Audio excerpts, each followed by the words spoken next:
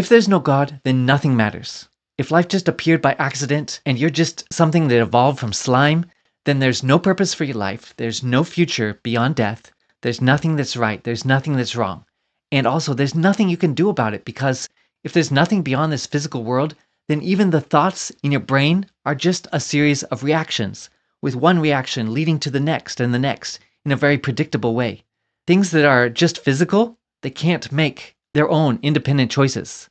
But of course, you know that you can make choices. Your thoughts aren't just like waves on the sea that just keep coming and going because of the laws of physics. You can actually choose what you're going to think about, and you can choose to think about something else. So you're not like an animal that's just controlled by instincts. You as a human are the only creature that can truly choose your own future. And the reason you can choose is because your mind is more than just a physical brain. Your thoughts aren't just determined by physical laws. Your mind is actually a spiritual entity, and your experiences of thinking about what you want to think about and freely deciding what you're going to do, those are spiritual experiences. Machines, of course, don't have spiritual experiences like this.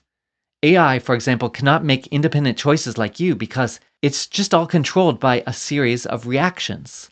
Of course, they throw in some randomness to make it feel more unpredictable like a human, but in reality, everything AI does is just controlled by physical laws. But you, of course, are different. You can choose what you want to do because God has given you a mind and He has given you a conscience also to know what choices you should make. That conscience is your voice that tells you to be kind, to be honest, to be diligent, to be good. Of course, if there was no God, there would be no voice like this. And also, you wouldn't even have the power to choose. You'd just be like a clock that keeps on ticking with no power to stop. So, you already know that God exists because you live in this spiritual world of thoughts. You already know that God exists because you hear His voice in your conscience. And you can only think that God is unfair or unloving because He gave you a conscience that's able to do that.